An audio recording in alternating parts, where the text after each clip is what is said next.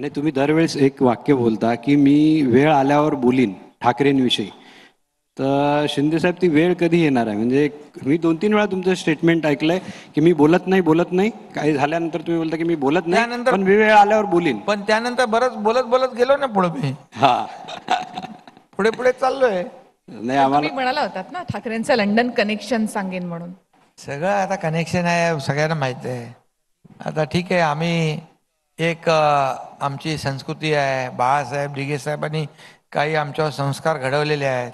कुठे थांबायचं, कुठे काय करायचं, वैयक्तिक कुणाचं काय, हे सगळं आम्ही पाहतो. पण याचा अर्थ कोणी वेगळा काढू नये. आता आपण पुतळ्यावर बोलत होतो त्यावेळेस, पण पुतळ्याचं जे सुरू झालं म्हणजे पुतळा पडल्यानंतर एवढे आरोप तुमच्यावर यासाठी झाले की तुमचं एक स्टेटमेंट होतं की हवा 45 किलोमीटरची होती, त्यामुळे लोकांना वाटलं की तुम्ही जबाबदारी टाळताय त्या गोष्टीची. बिलकुल नाही.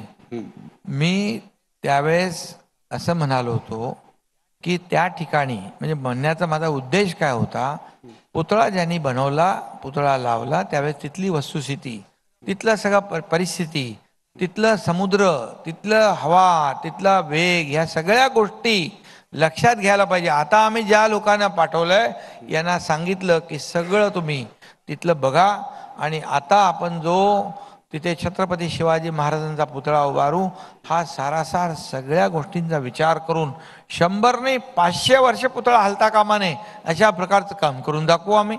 ही भावना माझ्या मनामध्ये होती. अच्छा, मग ते तुमचे नेते समजा केसरकर असतील किंवा इतर नेते असतील, ते जेव्हा असं बोलतात की महाराजांची इच्छा होती, तुम्ही नाही, त्यांची इच्छा म्हणजे तुम्ही अदरवाईज घेऊ नका.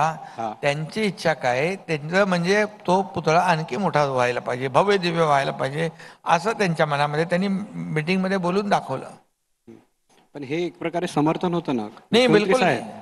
की शिवाजी महाराजांचा पुतळा हा दुर्घटनाग्रस्त होणं हे आमच्यासाठी फार वेदनादायी आहे, दुःखदायी आहे. कारण असं शिवाजी महाराजांचा आदर्श डोळ्यासमोर ठेवून आपण काम करतो. एक रयतेचा राजा म्हणून त्यांच्या नावावर, त्यांच्या आदर्शावर राज्य, केंद्र सगळं चालतं. आणि अशा प्रकारची दुर्घटना होणे की ही म्हणजे कुणालाही भूषणावं नाही आहे. आता मोदींना इथे येऊन माफी मागावी लागते त्या प्रकरणात. तुम्हालाही वाईट वाटलं असेल ना की आपल्या राज्यात एक घटना घडते आणि मोदींना येऊन इथे माफी मागावी लागते त्या घटनेची. शिवाजी महाराजांसमोर आम्ही सगळे नतमस्तक आहोत. मोदी साहेब काय प्रधानमंत्री स्वतः शिवाजी महाराजांचे शिवभक्त आहेत आणि त्यांना ती वेदना झाली, दुःख झालं. आणि माणूस हे काही कुणाला दाखवायसाठी माफी मागत नाही, हे मनापासून येतं, अंतर्मनातून येतं ह्या सगळ्या गोष्टी. आणि शिवाजी महाराजांचं नाव घेतलं तरी अंगावर शारे उभे राहतात, त्यांच्यासमोर माणसाची मान झुकते, नतमस्तक होतो.